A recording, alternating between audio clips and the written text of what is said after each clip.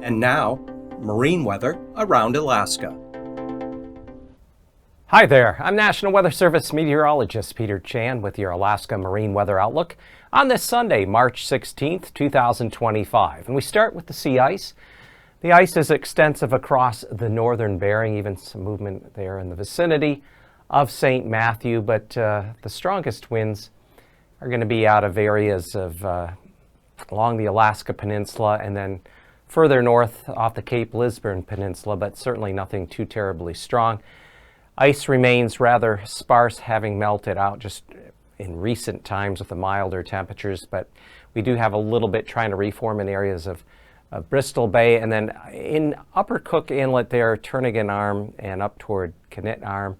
Still a little bit of ice there, but not much, if any, ice remains, even though temperatures have cooled a little bit. We're looking at daytime highs having to struggle to get much above freezing the next couple of days through Upper Cook Inlet. Now, looking at what we have for weather systems late tonight and into Monday morning, there's a weak area of low pressure in the northwestern Gulf. This does have some snow around it in through the Chugach, eastern Kenai Mountains down here into the northeastern Gulf Coast. Snow will be spreading up into the Yakutat area as we go through this Sunday night and into Monday morning, early afternoon. 3 to 5 inches of snow possible there. There is a winter weather advisory for Yakutat.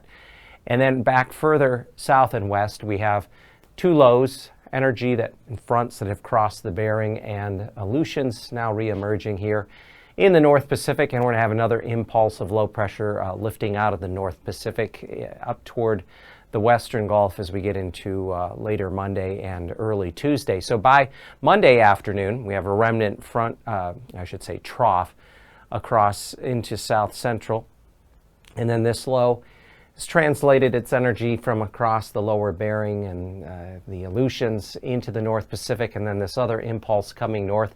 This will enhance an area of moisture that'll be in the form of snow as it rides northwestward up across the Alaska Range, the Sitna Valley, and all the way up toward the middle Yukon as we get into later Tuesday and early Wednesday. So for Tuesday afternoon, we have that low sitting just south of Kodiak Island with a trough extending northward and then a feed of moisture coming up through Cook Inlet and also coming across the Alaska Range. This is another impulse that'll be working its way northward and bringing some more precipitation along the Gulf Coast and especially into the Panhandle for the midweek period.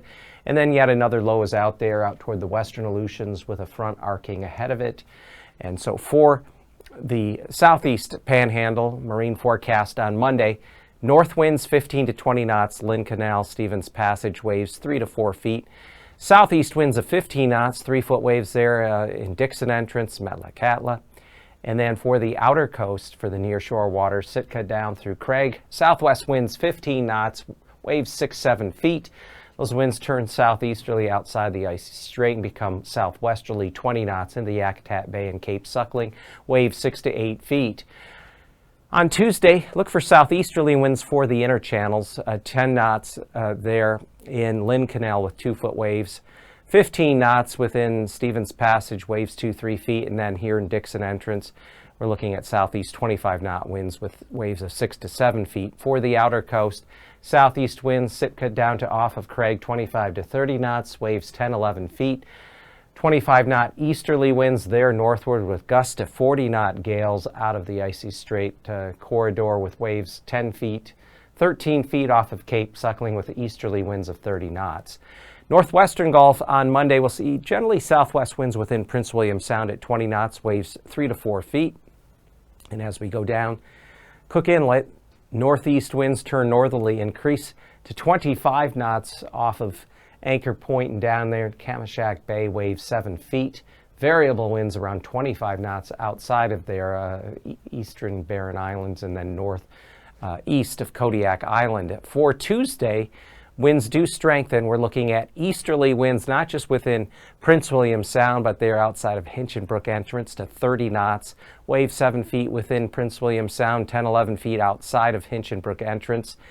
Northern portions of Cook Inlet, north winds 20 knots, 3-4-foot waves. But as we get down toward Anchor Point, and especially once we get into Kamishak Bay, northeast to easterly gales to 35 knots with waves as high as 10-11 feet. Now across Kodiak Island on Monday, strongest winds will be northeasterly gales to 35 knots within Shelikof Strait with 10-foot waves. Strongest winds will be on the Bering side of the Alaska Peninsula, northeast to north winds 30 knots, waves 7 to 10 feet. Winds a bit more mixed and even variable, 15 to 20 knots on the Pacific side, and waves generally 5 to 7 feet. For Tuesday, winds will be southeasterly on the east side of Kodiak Island, northeast to 20 knots through Shelikof Strait. And as we go down on the Pacific side, winds will be north-northwest, 25 to 30 knots, waves 6 to 7 feet. And then on the Bering side, look for northwest to north winds right around 20 knots with waves 4 to as high as 8 feet there north of Cold Bay. Across the eastern Aleutians on Monday, generally northwest winds, 30 knots vicinity of Unalaska.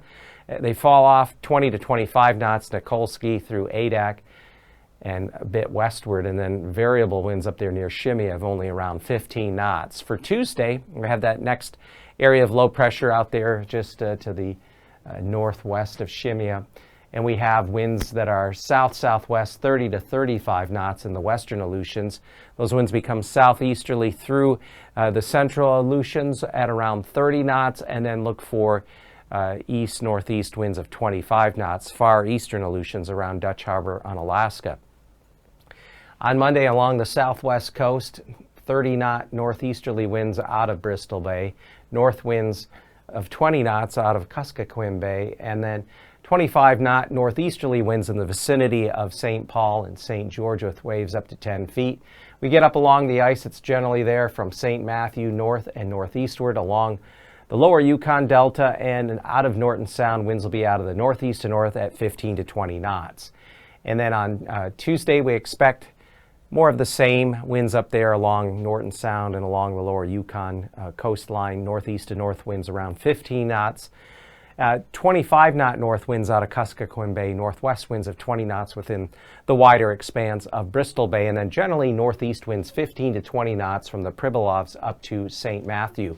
And then finally, for the Bering Strait and far north, winds will generally be northerly, 15 to 20 knots along the west side of the Seward Peninsula, south of the Bering Strait to the north end of St. Lawrence Island as we ride up along the Chukchi Sea coast, generally east-northeast winds, strongest Wainwright down through Point Lay, Cape Lisburne at 25 to 30 knots.